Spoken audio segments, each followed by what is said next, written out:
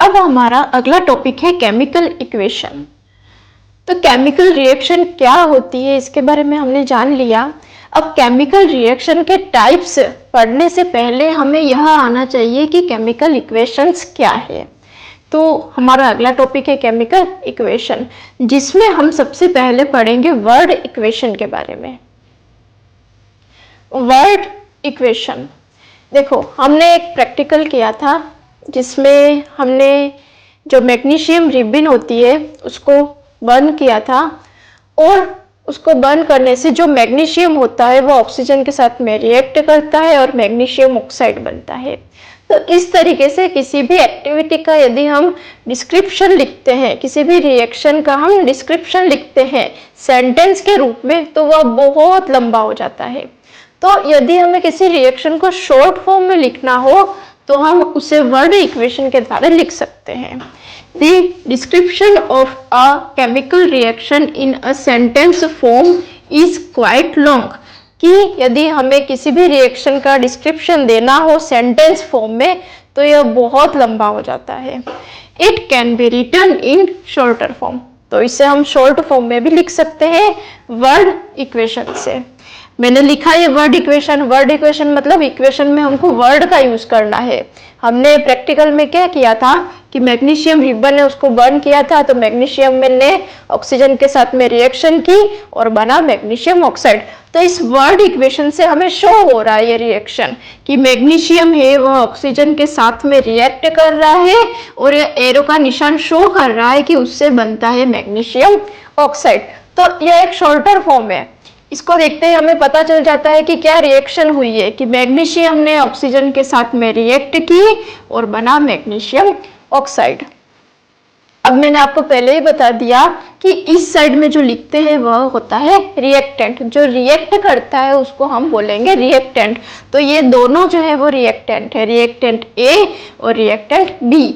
तो यहाँ पे जो भी रिएक्टेंट होते हैं उनको हम प्लस के साइन से हम शो करते हैं। अब यहाँ पे एरो का निशान ये शो कर रहा है कि इन रिएक्टेंट से बना है प्रोडक्ट। तो यहाँ पे जो बनता है उसे हम बोलते हैं प्रोडक्ट। तो इस लेफ्ट हैंड साइड में हम लिखते हैं रिएक्टेंट को और राइट हैंड साइड में हम लिखते हैं मैग्नीशियम ऑक्साइड या प्रोडक्ट को। The word equation shows change of reactant to product through an arrow. तो ये जो एरो है वह शो कर रहा है कि जो रिएक्टेंट है उनसे प्रोडक्ट बन रहा है। The reaction are written on the LHS। LHS means left hand side, कि जो भी रिएक्टेंट होते हैं वो यहाँ पे लेफ्ट हैंड साइड में लिखे जाते हैं विथ अ प्लस साइन, और ये प्लस के साइन से हम इन्हें शो करते हैं between them, and products are written on the RHS। और जो राइट हैंड साइड होता है उस साइड हम प्रोडक्ट को लिखते हैं। तो जो भी रिएक्शन होती है उसे शॉर्टर फॉर्म में लिखने के लिए हम वर्ड इक्वेशन का यूज करते हैं, जिसे देखते ही पता चल जाता है कि क्या रिएक्शन हुई है। जैसे यहाँ पे हमको पता चल गया कि मैग्नीशियम ने ऑक्सीजन के साथ में रिएक्ट की और मैग्नीशियम ऑक्साइड बना। और यहाँ पे जो भी रिएक्टेंट होते हैं उन्हें लेफ्ट हैंड साइड में लिखते हैं और जो भी प्रोडक्ट होता है उसे राइट हैंड साइड में लिखते हैं। और जो रिएक्टेंट होते हैं वो 2 से अधिक होते हैं तो उन्हें हम उनके बीच में ये प्लस का साइन हम शो कर देते हैं। अब है केमिकल इक्वेशन। हमने पहले वर्ड इक्वेशन के बारे में पढ़ा कि कोई भी यदि रिएक्शन होती है तो उसे सेंटेंस रूप में लिखे। इससे अच्छा है कि हम उसे वर्ड इक्वेशन के रूप में लिखें तो यह शॉर्ट फॉर्म हो जाएगा और हमें रिएक्शन पता चल जाएगी। अब उस वर्ड इक्वेशन से भी कंसाइज रूप में लिखने के लिए, कंसाइज मतलब छोटे रूप में लिखने के लिए हम इस केमिकल इक्वेशन का यूज कर सकते हैं। अब केमिकल इक्वेशन लिखते कैसे हैं? जैसे हमने वर्ड इक्वेशन में लिखा था कि मैग्नीशियम है उसने ऑक्सीजन से रिएक्शन की और मैग्नीशियम ऑक्साइड बना। तो मैग्नीशियम का सिंबल क्या है? यहाँ पर हम सिंबल का यूज करते हैं। तो मैग्नीशियम का सिंबल है Mg।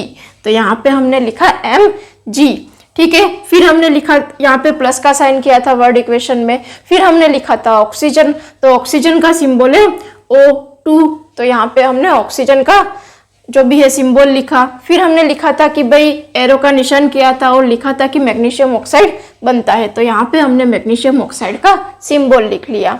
तो यह होता है केमिकल इक्वेशन जिसमें किसी भी रिएक्शन को सिंबल के रूप में प्रेजेंट किया जाता है और यह बताया जाता है कि इस तरीके से रिएक्टेंट जो है उसने रिएक्ट किया और प्रोडक्ट बना। ठीक है, ये पता चल गया। अब देखो ये जो लाइन है वह सबसे इम्पोर्टेंट लाइन है, पूछते भी है एग्जाम में कि कोई भी यदि रिएक्शन होती है तो उसका स्केलेटल क्या होता है। स्केलेटल मतलब होता है कंकाल। ठीक है, मान लो हमारी बॉडी है, हमारी बॉडी जो है एक तो कंकाल से मिल करके बनी होती है, मतलब स्केलेटल से, और इसके ऊपर मांस होता है, तो हमारी बॉडी कहलाती है। अब कोई भी रिएक्शन है उसका जो स्केलेटल होता है वो अनबैलेंस इक्वेशन होती है। जैसे देखो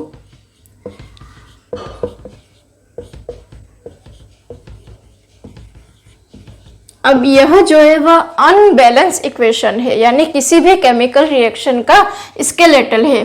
अब इससे हमें पता नहीं चलता है कि रिएक्शन कैसे हुई, कितने मॉलिक्यूल लिए या कितने पार्टिकल्स लिए mg के, जो ऑक्सीजन है उसके कितने पार्टिकल्स लिए, कितने मॉलिक्यूल लिए और कितने मॉलिक्यूल में मैग्नीशियम ऑक्साइड बना, यह हमें इस अनबैलेंस इक्वेशन से पता नहीं चलेगा। तो यह जो है वह किसी भी रिएक्शन का केवल स्केलेटल है। लेकिन जब हम इस अनबैलेंस रिएक्शन को बैलेंस करेंगे तो हमें पता चलेगा कि रिएक्शन किस तरीके से हुई। Unbalance equation is a skeletal chemical equation for a reaction, कि जो अनबैलेंस इक्वेशन होती है वह किसी भी केमिकल रिएक्शन का केवल स्केलेटल होती है। When the number of atoms of each element, मतलब यहाँ पे या तो मास जोड़ दे, मास मतलब होता है नंबर ऑफ एटम्स, मास जिसे हिंदी में बोलते हैं द्रव्यमान, यह होता है नंबर ऑफ एटम्स, कि यहाँ पे जो मैग्नीशियम है वो उसके कितने नंबर्स लिए हैं एटम्स के, यहाँ पे जो ऑक्सीजन एलिमेंट है उसके कितने नंबर ऑफ एटम्स लिए हैं जिससे मैग्नीशियम ऑक्साइड बना। तो when the number of atoms of each element the same on the both side then the equation is balance. और बैलेंस इक्वेशन किसको बोलेंगे, जब इस रिएक्टेंट में जो नंबर ऑफ एटम्स है उतने ही प्रोडक्ट में होंगे। जैसे हमने यहाँ पे मैग्नीशियम के 2 मोल लिए हैं, तो यहाँ पे ऑक्सीजन के भी कितने हैं, यहाँ पे मैग्नीशियम के कितने, 2 हैं। यहाँ पे ये जो ऑक्सीजन है उसके 2 है, तो यहाँ पे इस ऑक्सीजन के भी कितने हुए, ये जो आगे लिखे हैं 2, वो इस मैग्नीशियम के लिए भी हैं और इस ऑक्सीजन के लिए भी हैं। तो यहाँ पर रिएक्टेंट और प्रोडक्ट दोनों के जो नंबर ऑफ एटम्स है वो इक्वल होंगे, तो वह कहलाएगी बैलेंस इक्वेशन। बाकी जो अनबैलेंस इक्वेशन है वह तो केवल स्केलेटल है किसी भी केमिकल रिएक्शन का। तो अब हम आगे पढ़ेंगे कि कोई भी यदि अनबैलेंस रिएक्शन होती है या अनबैलेंस इक्वेशन होती है तो उसको किस तरीके से बैलेंस किया जाए।